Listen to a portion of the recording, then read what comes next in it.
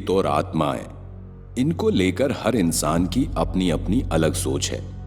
कोई इस पर यकीन करता है तो कोई इसे अंधविश्वास का नाम देता है, पर सच तो वही बता पाता है जिनका सामना कभी इन रूहानी ताकतों से हुआ है। आज की डेड फाइल्स की कहानी इसी से जुड़ी है। ये बात तब की है जब पलक की उम्र तकरीबन 14 साल की थी।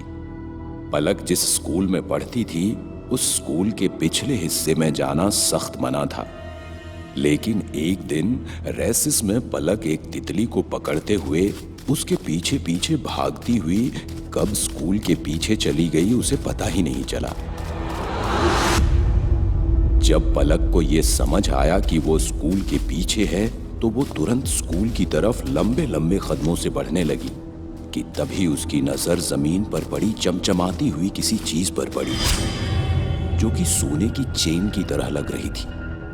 पलक ने जैसे ही जमीन पर पड़ी हुई चेन उठाई तो जमीन पर पड़ी पत्तियों में सरसराहट हुई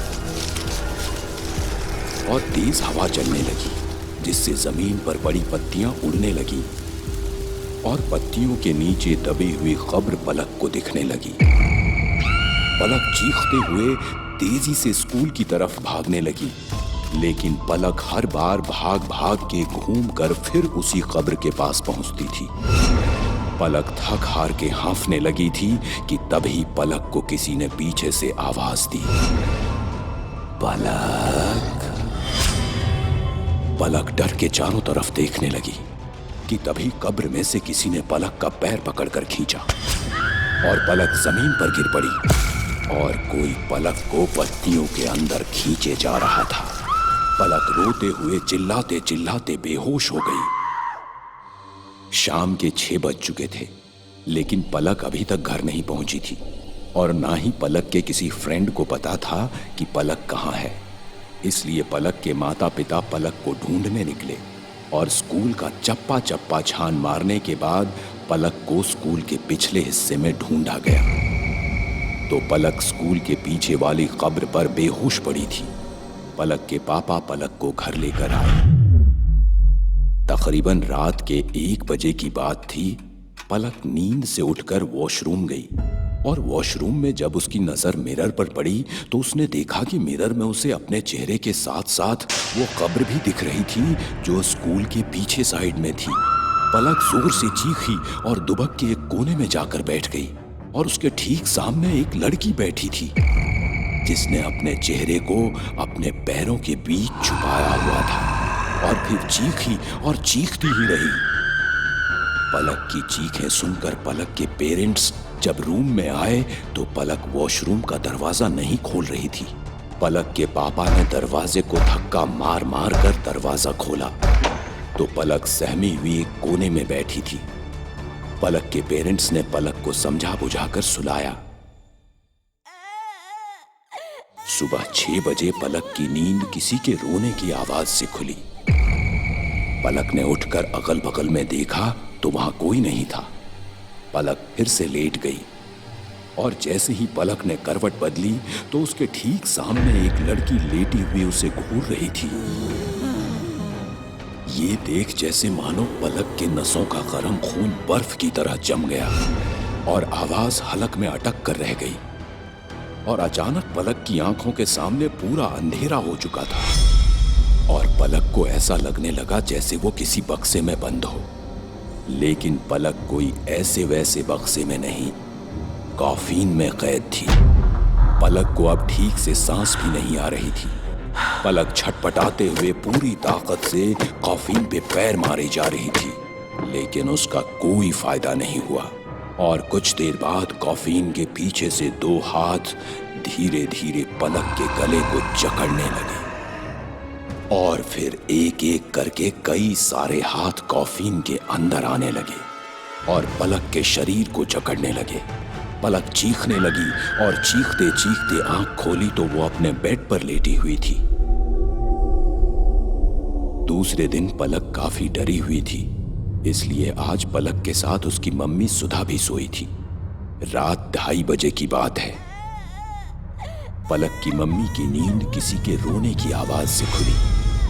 और पलक की मम्मी ने जब रूम की लाइट ऑन करके देखा तो पलक एक कोने में बैठी अपने चेहरे को बालों से छुपाए हुए रो रही थी।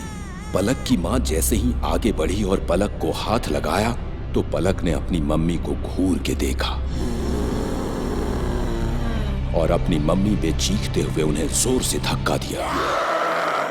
ये चीख सुनते ही पलक के पापा वीरेंद्र भी दौड़ते हुए पलक के रूम में पहुंचे तो उन्होंने देखा पलक ने सीधा जमीन से दीवार के ऊपर छलांग लगाई और दीवार पर किसी जानवर की तरह दोनों हाथ पैरों से रेंगने लगी। ये देख पलक की मम्मी सुधा और पलक के पापा वीरेंद्र चीखते चिल्लाते रोने लगे और तभी पलक जोरदार धमाके के साथ सीधे जमीन पर आ गिरी। पलक के पेरेंट्स पलक की ओर बढ़ ही रहे थे कि तभी कोई पलक को सीढ़ियों से घसीटते हुए बाहर की तरफ ले जा रहा था। सुधा और वीरेंद्र भी चीखते चिल्लाते पलक के पीछे भागने लगे तो उन्होंने देखा वो रूहानी ताकत पलक को स्कूल के दरवाजे से घसीटते हुए स्कूल के पीछे वाली कब्र के पास ले जाकर पलक को फेंक दिया। सुधा और वीरेंद्र पलक की ओर बढ़ ही रहे थे कि तभी किसी ने पीछे से कहा, वो तुम्हारी बेटी को तभी छोड़ेगी जब तुम उसे उसका सामान लौटाओगे, उसकी चेन जो तुम्हारी बेटी ने अपने गले में पहन रखी है। सुधा अपनी बेटी की ओर बढ़ी और पलक के गले से चेन उतारकर जमीन पर फेंक दी। सुधा ने जैसे ही चेन जमीन पर फेंकी तो कब्र धीरे धीरे खुली और उसमें से एक हाथ बाहर आया और जमीन से चेन कब्र में खींचते हुए ले गया और कब्र बंद हो गई। और साथ ही साथ वो सारी भयानक चीजें भी जो पलक और पलक के परिवार ने कुछ दिनों में जी थी। सुधा ने जब उस आदमी से पूछा, आपको कैसे पता ये सब, तो उस आदमी ने बताया, ये मेरी ही बेटी निशा की कब्र है और हम स्कूल के पीछे साइड ही में रहते थे और एक रात निशा जब जॉब से घर आ रही थी तो कुछ चोरों ने निशा की चेन चुराने के लिए उससे छीना झपटी की और चेन मिलते ही उसका गला काट के उसकी जान ले ली। निशा ने अपनी चेन और अपने मौत का बदला मरने के बाद उन चोरों से ले लिया। ये चेन निशा को अपने जान से भी प्यारी थी क्योंकि ये चेन निशा के मां की आखिरी निशानी थी और जब भी कोई उसकी चेन को उससे दूर ले जाता है तो अपनी चेन वापस लिए बिना उसका पीछा नहीं छोड़ती। निशा के पापा ने सही वक्त पर आकर पलक की जान बचा ली। शायद ऐसे ही कुछ कारण होंगे, इसीलिए हमें घर पर सिखाया जाता है, रास्तों पर पड़ी चीजें ना उठाओ।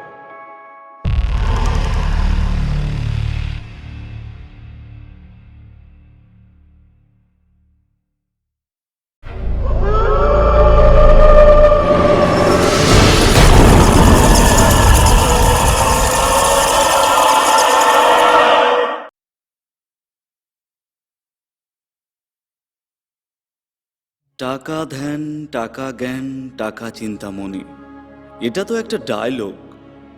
তবে এই কলিযুগে এটাই চরম সত্য কথা।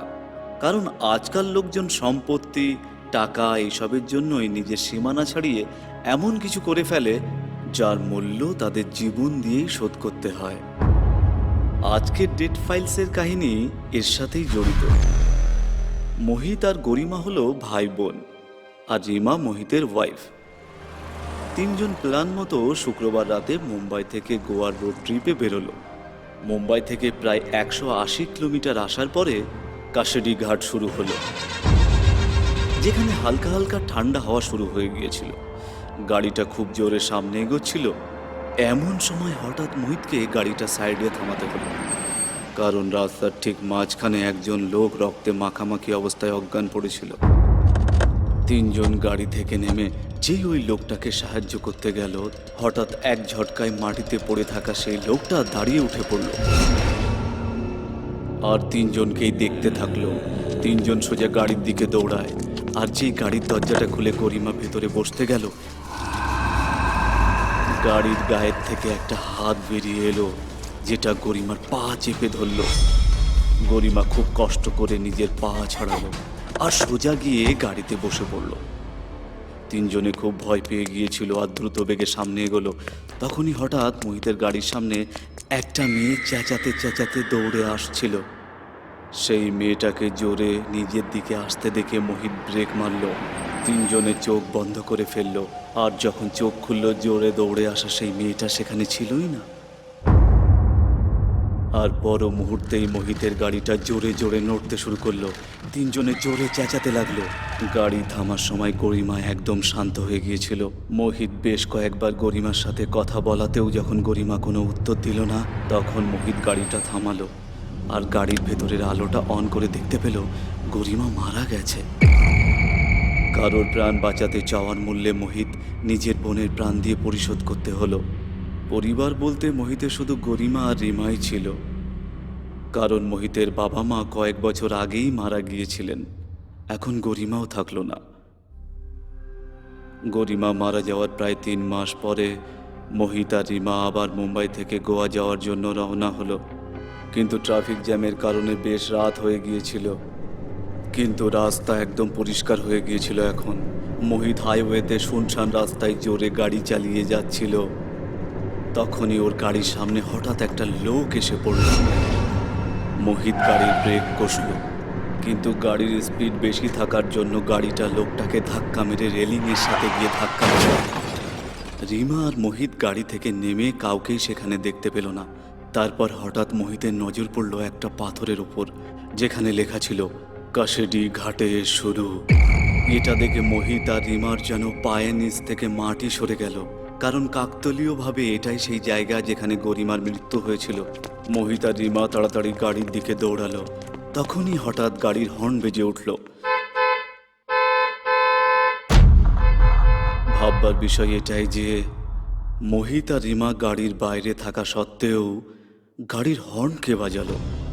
তখনই কেউ একটা রিমার পা ধরে ওকে মাটিতে সজোরে আছাড় মারল। রিমা ঘাবড়ে গিয়ে সেখান থেকে ওঠার আগেই রিমা হঠাৎ চিৎকার করতে শুরু করে দিল, কারণ কেউ রিমার চুল ধরে জোরে জোরে টানছিল। ব্যথা যন্ত্রণায় চিৎকার করতে করতে অনেক কষ্টে রিমা নিজেকে ছাড়ালো আর সোজা গিয়ে গাড়িতে বসে পড়ল। মোহিত আর রিমা গাড়িতে বসতেই গাড়িটা আপনা আপনি জোরে জোরে দুলতে শুরু করলো। মোহিত আর রিমা ভয় পেয়ে চিৎকার করার আগেই গাড়িটা হঠাৎ থেমে গেল। ভয়ে কাঁপতে কাঁপতে মোহিত গাড়িটা চালু করে সেখান থেকে দ্রুত বেরিয়ে যায়।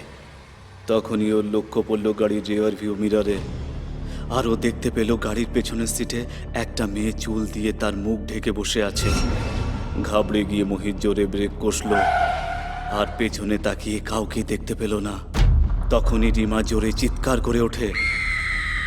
মোহিত সামনে তাকিয়ে দেখতে পেল যে সেই মেয়েটা একটা জোকের মতো গাড়ির বনেটে আটকে ছিল। আর পরের মুহূর্তে সে গাড়ি থেকে নেমে যখন মোহিতের দিকে এগোলো, তখন মোহিত দ্রুত বেগে গাড়িটা চালিয়ে দিল। 90-100 কিলোমিটার বেগে গাড়ি চালানো সত্ত্বেও গাড়িটা সেই পাথরের কাছ থেকে এক চুলও নড়ছে না। তখনই গাড়িটার গতি আরও বেড়ে যায় আর গাড়িটা খুব জোরে গিয়ে হঠাৎ রেলিংয়ের সাথে ধাক্কা খায়। আর রেলিংটা ভেঙে গিয়ে অর্ধেক গাড়িটা খাদে আর অর্ধেক গাড়িটা মাটিতে আটকে ঝুলে থাকলো। কোনো রকমে নিজেদের প্রাণ বাঁচিয়ে রিমা আর মোহিত গাড়ি থেকে বেরোতেই গাড়িটা খাদের মধ্যে পড়ে গেল। আর তখনই মোহিত দেখতে পেল সেই চুল দিয়ে মুখ ঢেকে রাখা মেয়েটা ঠিক রিমার পেছনে দাঁড়িয়ে আছে। তখনই মেয়েটা রিমাকে জোরে ধাক্কা মারল। রিমা রেলিংয়ে ধাক্কা খেয়ে মাটিতে পড়ে গেল। আর তারপর রিমার এক কানকে চিরে অন্য কান দিয়ে একটা আঙুল ভেদ করে চলে গেল।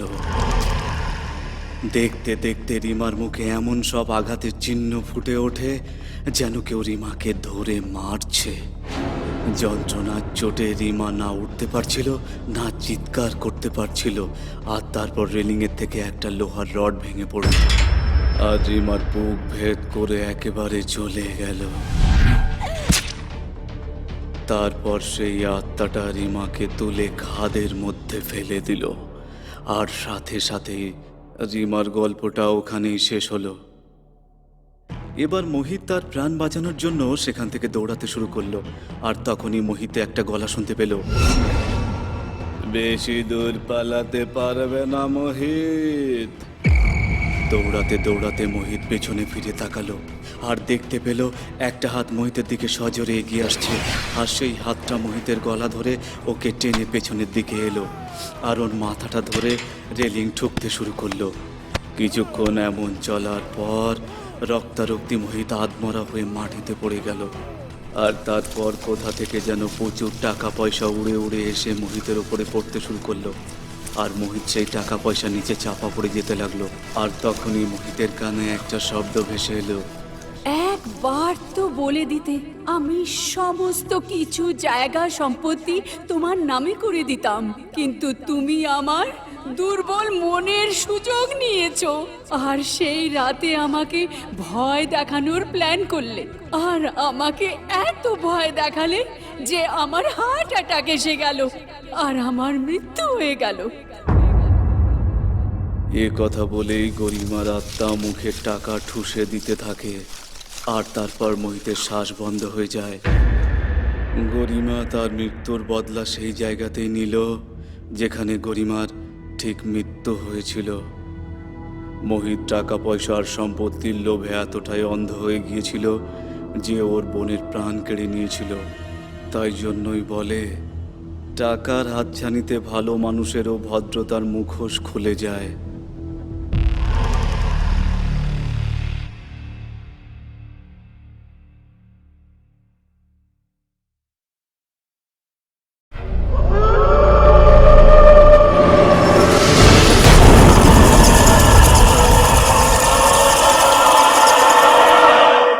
कहते हैं कुछ जगह दिन में जितनी खूबसूरत नजर आती है, रात में उतनी ही खौफनाक लगती है।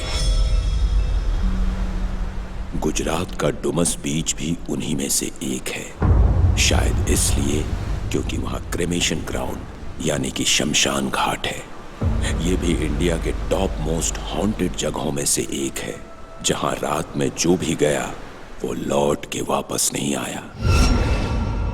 आज की डेड फाइल्स की कहानी इसी से जुड़ी है। 2020 की बात है, जब सोशल गैदरिंग करना बिल्कुल मना था, लेकिन विकेंत, प्रशिक और निक, तीनों निक का बर्थडे मनाने रात के अंधेरे में डुमस बीच आए। तीनों दोस्तों ने मिलके डुमस बीच पे निक के बर्थडे का केक काटा। निक का बर्थडे था, इसलिए निक को लगातार कॉल आ रहे थे। निक कॉल पे बात करते करते टहलते टहलते थोड़ा आगे आया और कॉल कट करते ही जैसे ही पीछे मुड़ा तो उसे थोड़ी दूर पर खड़ी एक औरत नजर आई। निक ये सोच के हैरान था कि ना उसने किसी को जाते देखा ना तो आते, तो ये औरत कहां से आई। निक ने आंख मसल के एक बार फिर से देखा तो निक की सांस थम सी गई और बदन ठंडा पड़ गया, क्योंकि वो औरत अब ठीक 2 इंच की दूरी पर निक के सामने खड़ी थी। और फिर वो औरत निक के चेहरे पर जोर से चीखी, जिससे निक वहीं पर बेहोश होकर गिर पड़ा। निक की आंख तब खुली जब उसकी आंखों पर पानी के छींटे पड़े। उसके आंखों के सामने उसके दोस्त प्रशिक और विकेंत खड़े थे। निक घबराते हुए उठा ही था कि तभी निक के कानों में एक आवाज गूंजी, अब तुम्हारे दोस्त की बारी है। ये आवाज सुनते ही निक की नजर विकेंत पे पड़ी, तो विकेंत के ठीक बगल में वही औरत खड़ी थी जो निक को नजर आई थी। निक चिल्लाता हुआ विकेंत को यह बताने की कोशिश कर रहा था, पर विकेंत तक निक की आवाज कैसे पहुंचती जब निक के गले से कोई आवाज बाहर ही नहीं आ रही थी। और तभी विकेंत चिल्ला पड़ा, क्योंकि विकेंत को ऐसा लग रहा था जैसे मानो कोई सांप की तरह उसके शरीर पे रेंग रहा हो। विकेंत ने घबराते हुए अपने आप को झटका तो कुछ भी नहीं था। तभी तीनों की नजर बीच से बाहर निकलती सफेद कपड़े पहनी हुई एक लड़की पर पड़ी। ये देख किसी का भी डरना लाजिमी था। तीनों वहां से भाग पाते उससे पहले ही तीनों के कानों में एक आवाज जोर जोर से आने लगी। ये आवाज बीच के जोरदार लहरों की थी, जो अचानक एकदम फोर्स से तीनों की तरफ आ रही थी। प्रशिक, वीकेंड और निक तीनों वहां से भागे और तीनों जिधर भागते उन्हें उधर से समंदर की लहरें उनकी ओर आती नजर आती और फिर धीरे धीरे करके समंदर की लहरों ने तीनों को घेर लिया। फिर किसी ने प्रशिक के पैरों को जकड़ते हुए उसे समंदर के अंदर खींचा और प्रशिक एक चीख के साथ समंदर में खो गया। फिर धीरे धीरे उन लहरों का पानी वीकेंड और निक के सर के ऊपर आ गया और दोनों डूब गए। प्रशिक की जब आंख खुली तो उसने देखा उसके चारों तरफ सिर्फ लाशें ही लाशें पड़ी हैं। प्रशिक उठकर वहां से भागने को जहां कदम रखता उसके कदम लाश पर ही पड़ते। फिर भी प्रशिक हिम्मत कर वहां से भागा और भागते भागते थोड़ा आगे आकर देखा तो वीकेंड बीच की काली रेत पर बेहोश पड़ा था। प्रशिक वीकेंड को होश में लेकर आया तो दोनों ने देखा कि निक भी भागते हुए उन्हीं की तरफ आ रहा था।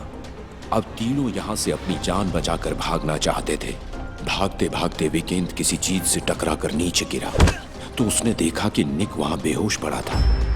तो हमारे साथ कौन भाग रहा है? वीकेंड कुछ बोलता उससे पहले ही वो बहुरूपिया आत्मा प्रशिक के शरीर के आर पार हो गई और प्रशिक जमीन पर गिर पड़ा। वीकेंड निक को होश में लेकर आया और दोनों प्रशिक की ओर बढ़े तो प्रशिक एक भयानक चीख के साथ एक झटके में उठ बैठा और अपना सर गोल घुमा के वीकेंड और निक की ओर किया। वीकेंड और निक चीखते चिल्लाते वहां से भागे। तभी उन्होंने देखा कि प्रशिक की गर्दन किसी इलास्टिक की तरह लंबी होती हुई उनके पीछे आ रही थी। दोनों चीखे और चीखते ही जा रहे थे कि तभी वो गर्दन गायब हो गई। दोनों डरी हुई नजरों से इधर उधर देखने लगे कि तभी अचानक से एक एक करके चिताएं जलने लगी और उन चिताओं में से जलती हुई लाशें उठकर वीकेंड और निक की ओर आने लगी। वीकेंड और निक ये देखकर पीछे समंदर की ओर भागे तो प्रशिक से टकराए और जोर से चीख पड़े। चीख के बाद कुछ पलों के लिए एक सन्नाटा सा छा गया। तीनों खड़े ही थे कि प्रशिक सकपकाई आवाज में निक से बोला, देख तेरे पीछे वो लाश खड़ी है। निक जैसे ही पीछे मुड़ा तो उस जलती हुई लाश ने निक का हाथ पकड़ लिया और उस लाश की तरह धू धू करके निक का हाथ भी जलने लगा और फिर वो लाश निक के ऊपर गिर पड़ी। निक ने चीखते चिल्लाते अपने ऊपर से लाश को एक झटके में अपने से दूर फेंका और आग बुझाने के लिए समंदर की ओर भागा और पानी में जाकर आग बुझाने लगा कि तभी उसकी नजर समंदर पर पड़ी तो देखा फिर से एक बार समंदर में हलचल उठी थी और देखते ही देखते समंदर का नीला पानी काला पड़ने लगा और समंदर के अंदर से एक भंवर उठा। ये सब देख निक वहां से भागने को हुआ ही था कि तभी समंदर में से एक हाथ निकला और उसने निक को समंदर के अंदर खींच लिया और निक समंदर के अंदर समा गया। निक की मौत हो गई। डुमस बीच का रात का वो सच वीकेंड और प्रशिक के सामने था। दोनों डरे सहमे बस अपनी जान बचाकर भाग रहे थे कि तभी बीच की वो काली रेत धीरे धीरे जमीन के अंदर धंसने लगी और प्रशिक के पैर उस रेत में फंसते जा रहे थे। प्रशिक दिल मिलाता हुआ अपने आप को छुड़ाने की कोशिश कर रहा था कि तभी प्रशिक के कानों में एक आवाज गूंजी, यहाँ रात में आना मना है। और फिर प्रशिक के गर्दन से एक हाथ उसके गले को चीरता हुआ आर पार हो गया और प्रशिक के मुंह से खून बहने लगा। प्रशिक का शरीर धीरे धीरे डुमस बीच की काली रेत में दफन हो गया और उसी के साथ प्रशिक की मौत हो गई। अब सिर्फ वीकेंड ही बाकी था। वीकेंड गिरता पड़ता वहां से भागने लगा कि तभी वीकेंड को दूर से कुछ लोग नजर आए। वीकेंड उनकी ओर बढ़ा और उनको जाकर सारी बातें बताई। वीकेंड की बात सुनकर सब एक साथ पलटे तो वीकेंड ने देखा कि सभी के चेहरे इस तरह जख्मी थे जैसे सालों पहले मर चुके हों। वीकेंड ये देख जोर से चीखते हुए वहां से पीछे सरका तो लड़खड़ाते हुए जमीन पर गिर पड़ा। वीकेंड ये समझ चुका था कि अब वीकेंड का जिंदा बचना नामुमकिन है और फिर सारी आत्माओं ने वीकेंड को घेर लिया। और जैसे ही सारी आत्माएं वीकेंड की ओर झुकी तो अचानक एक एक करके रेत की तरह उड़ते हुए गायब होने लगी, क्योंकि दिन निकल चुका था। पर इतनी डरावनी रात जीने के बाद वीकेंड इतना डर चुका था कि जैसे ही उठकर वहां से भागने को हुआ तो वीकेंड को हार्ट अटैक आया और वीकेंड की मौत हो गई। निक का ये बर्थडे अपने दोनों दोस्त प्रशिक और वीकेंड के साथ आखिरी रहा। इसलिए कहते हैं हर बार नो एंट्री में एंट्री करना एडवेंचरस नहीं होता। हो सकता है कि ये आपकी जिंदगी का आखिरी एडवेंचर हो।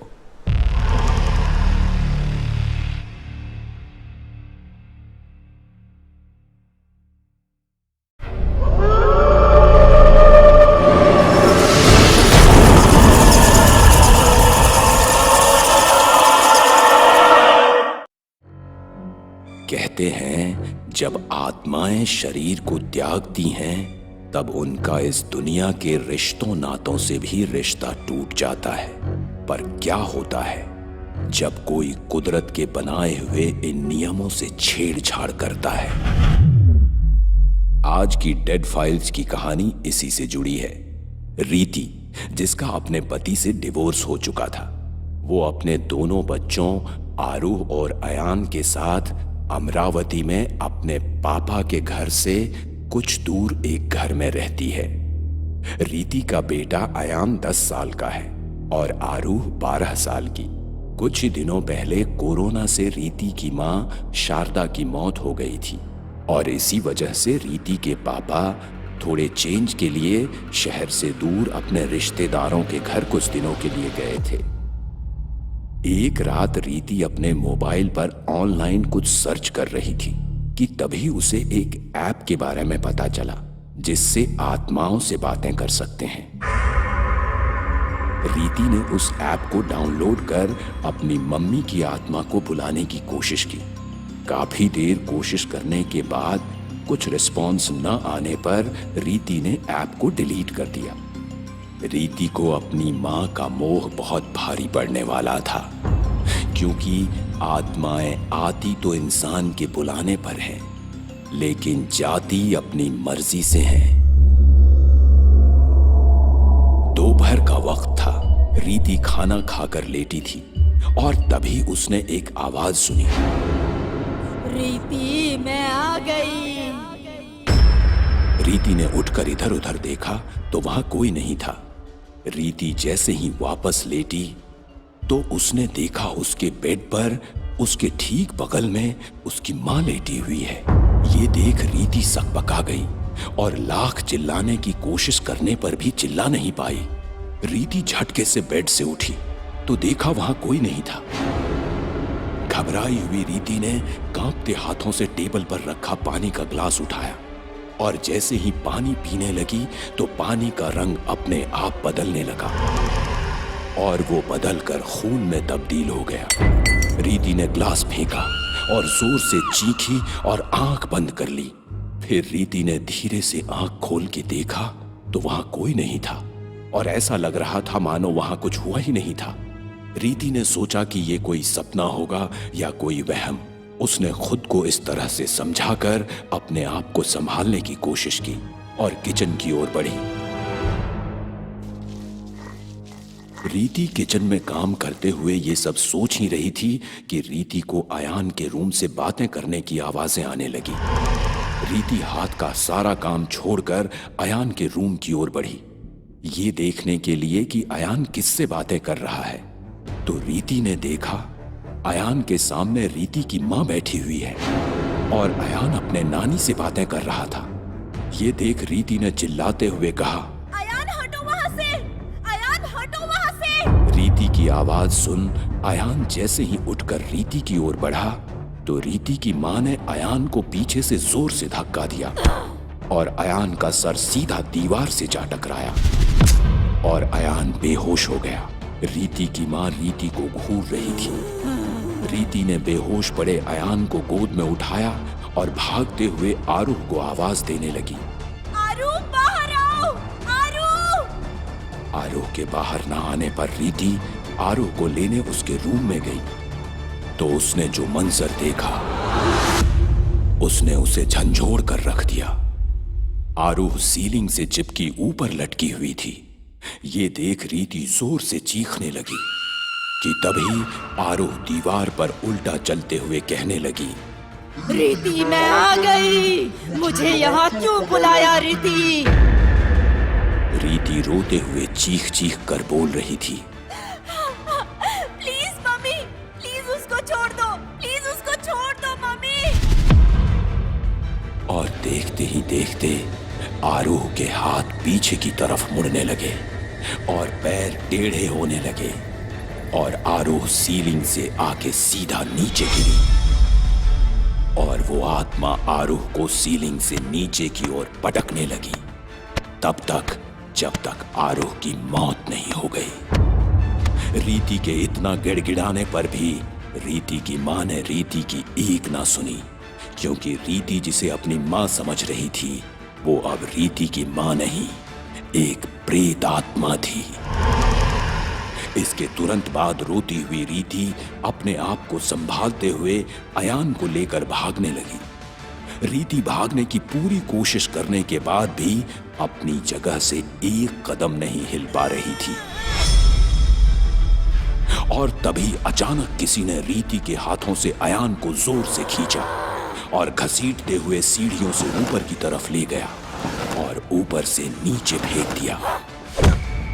और कुछ ही पलों में देखते ही देखते उस रूम में रखा सारा सामान हवा में उड़ने लगा और हवा में उछलता हुआ एक एक सामान रीति के ऊपर गिरने लगा और रीति के चारों ओर बस एक ही आवाज गूंज रही थी, रीति मैं आ गई, मुझे क्यों बुलाया रीति? मैं खुश थी ना वहाँ। और धीरे धीरे रीति की गर्दन मानो जैसे कोई जबरदस्ती से मरोड़ रहा हो और इतनी जोर से कि गर्दन की हड्डी के चटकने की आवाज आ रही थी और रीति छटपटा रही थी। रीति के पैर अब जमीन से ऊपर उठ चुके थे और रीति का सर अब पूरा घूम चुका था और एक इस चीख के साथ रीति ने दम तोड़ दिया। रीति की गलती सिर्फ इतनी थी कि वो भूल चुकी थी कि इंसान जब तक जिंदा है वो तभी तक तुम्हारा है, उसके बाद वो सिर्फ एक आत्मा है और आत्मा किसी की नहीं होती।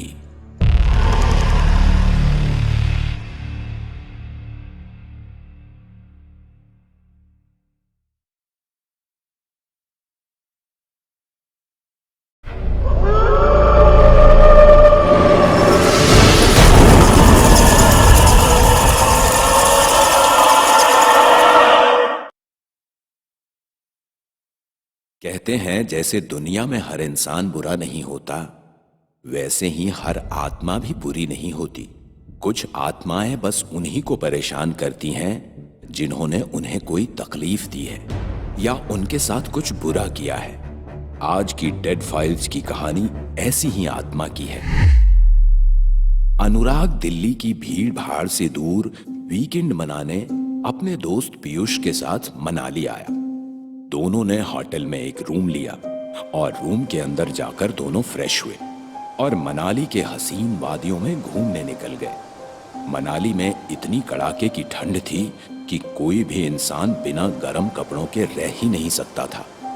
कड़ाके की ठंड के साथ साथ हवाएं भी बहुत तेज थी और इन हवाओं का शोर काफी भयंकर था। इस शोर में अनुराग के कानों में एक आवाज आ रही थी, जैसे मानो कोई ठंड में ठिठुर रहा हो। अनुराग ने आसपास देखा तो कोई नहीं था। अनुराग इस बात को नजरअंदाज करके आगे बढ़ गया। कुछ दूर जाते ही अनुराग के कानों में फिर एक रोती हुई आवाज गूंजी, प्लीज मुझे घर से मत निकालो, प्लीज मुझे घर से मत निकालो। ये आवाज अनुराग के कानों में गूंज ही रही थी कि सामने से एक पागल आदमी फटे कपड़ों में किसी जानवर की तरह दौड़ता हुआ अनुराग के पास आया और कहा, वो तुझे छोड़ेगी नहीं। देख, वहां खड़ी घूर रही है तुझे, उसी ने बताया है मुझे। ये और पागलों की तरह हंसते हुए आगे निकल गया। अनुराग ये सब सुन के घबरा गया। अनुराग को घबराया हुआ देख पीयूष ने अनुराग से कहा, अरे पागल था वो, क्या तू भी एक पागल की बातों का लोड ले रहा है? चल सोलांग वैली चलते हैं। सोलांग वैली मनाली का एक स्नो स्पॉट है, जो कि मनाली से कुछ ही देर की दूरी पर है, जहां हर टूरिस्ट घूमने जरूर जाता है। अनुराग और पीयूष सोलांग वैली पहुंचे, जहां चारों तरफ बर्फ ही बर्फ थी। बर्फ को देख अनुराग और पीयूष के अंदर का छोटा बच्चा जाग गया और दोनों जमीन से बर्फ उठाकर एक दूसरे पर फेंकने लगे। और दोबारा जब अनुराग ने बर्फ उठाने के लिए बर्फ में हाथ डाला तो बर्फ के साथ साथ हाथों में कोई भारी चीज भी आ रही थी। अनुराग ने जोर लगाकर बर्फ और उस चीज को ऊपर की ओर खींचा तो बर्फ के साथ साथ किसी औरत का सर भी बाहर आया। ये देख मयंक हाथ से बर्फ जमीन पर फेंकते हुए जोर से चीखा और देखते ही देखते अनुराग के पैर जमीन में धंसने लगे। अनुराग चीखने चिल्लाने के अलावा कुछ नहीं कर पा रहा था। और फिर उसने देखा कि एक औरत रोते हुए उससे कह रही थी, प्लीज मुझे घर से मत निकालो, प्लीज मुझे घर से मत निकालो। अनुराग को चीखता चिल्लाता देख पीयूष ने अनुराग को जोर से झंझोड़ते हुए कहा, अनुराग, अनुराग क्या हुआ? क्यों चीख रहा है? पीयूष के लाख झंझोड़ने पर भी अनुराग चिल्लाता रहा। फिर पीयूष ने अनुराग को चिल्लाते हुए जोर से थप्पड़ मारकर कहा, क्या हुआ अनुराग? क्यों चिल्ला रहा है? तब जाके अनुराग ने पीयूष की बात सुनी। इतनी ठंडी में पसीने से भीगा हुआ अनुराग सकपकाई हुई आवाज में घबराते हुए बोला, वो मुझे मार देगी, वो मुझे मार देगी। पीयूष को अनुराग की बातें कुछ समझ नहीं आ रही थी, पर पीयूष ने अनुराग को संभालते हुए कहा, कौन मार देगी? कोई नहीं है यहां, तू डर मत, चल होटल चलते हैं। अनुराग डरा सहमा होटल में आया और रूम के बालकनी में बैठकर फोन पर बातें करने लगा। अनुराग फोन पर बात कर ही रहा था कि उसे लगा जैसे कोई अभी अभी उसके पीछे से गुजरा हो। मुड़ के देखने पर वहां कोई नहीं था, लेकिन किसी की तेज सांसें साफ साफ अनुराग के कानों में सुनाई दे रही थी। और तभी रूम की डोरबेल बजी। अनुराग दरवाजे की ओर बढ़ा और दरवाजा खोला तो वहां कोई नहीं था। अनुराग ने लॉबी में दोनों तरफ देखा तो वहां दूर दूर तक सन्नाटे के अलावा कुछ भी नहीं था। अनुराग रूम का दरवाजा बंद कर जैसे ही मुड़ा तो फर्श पर जो लिखा था वो देख किसी के भी होश उड़ जाते, क्योंकि फर्श पे खून से लिखा था, अनुराग मैं तुझे नहीं छोड़ूंगी, मैं अपना बदला लेने आई हूँ। आखिर कौन थी वो जो अनुराग की जान की दुश्मन बनी हुई थी? आखिर क्यों परेशान कर रही थी वो आत्मा अनुराग को? ऐसा क्या किया था अनुराग ने? ये सवाल हमारे मन के साथ साथ अनुराग के मन में भी चल रहा था। ये देख अनुराग चीखता चिल्लाता दांत पीसते हुए बोला, कौन है? क्यों परेशान कर रही है मुझे? आखिर क्या बिगाड़ा मैंने तेरा? कि तभी रूम की खिड़कियां जोर जोर से बजने लगी। बजती हुई एक खिड़की टूट गई और टूटी हुई खिड़की का कांच का टुकड़ा उछलकर अनुराग के पैर को चीरता हुआ जमीन पर जा गिरा। अनुराग डर से चीखा। अनुराग अब समझ चुका था ये आत्मा उसे नहीं छोड़ेगी।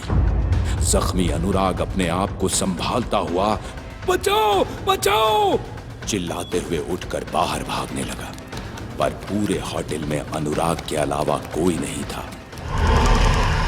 भागते भागते अनुराग जमीन पर किसी चीज से टकरा कर गिर पड़ा। जिस चीज से अनुराग टकराया था वो एक औरत की आधी सड़ी हुई लाश थी, जिसे देखकर साफ पता चल रहा था कि वो कई सालों पहले ठंड से मर चुकी थी, क्योंकि उसका शरीर ठंड से अकड़ा हुआ था, जो इस वक्त अनुराग के बगल में पड़ी थी। ये देख अनुराग फिर जोर से चीखा और उठने की कोशिश करने लगा, लेकिन लाख कोशिशों के बाद भी अनुराग जमीन से उठ नहीं पा रहा था, क्योंकि अनुराग को ऐसा लगने लगा जैसे मानो उसके पैरों में जान ही नहीं है। और धीरे धीरे अनुराग के पूरे शरीर को लकवा मार गया। अब अनुराग जमीन पर बेबस और लाचार पड़ा था और तभी एक औरत ने अनुराग को हवा में उछालते हुए कहा, मैं कई सालों से तेरा इंतजार कर रही थी, तुझसे अपना बदला लेने के लिए।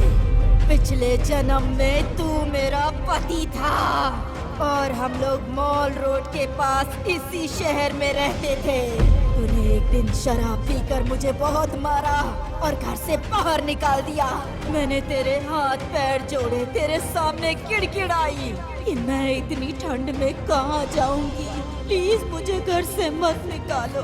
तूने मेरी एक ना सुनी और मुझे घर से निकाल दिया। उस रात मनाली में बर्फ भरी हुई थी और ठंड में ठिठुर ठिठुर कर मैंने अपनी जान गंवा दी।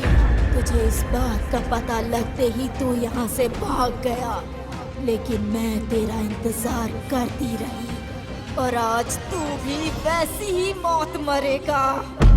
ये कहकर उस औरत ने अनुराग को खिड़की से बाहर फेंक दिया और फिर धीरे धीरे अनुराग के शरीर पर बर्फ जमने लगी और अनुराग बर्फ में धीरे धीरे दफन होता चला गया और उसका शरीर बुरी तरह अकड़ने लगा और उसने दम तोड़ दिया।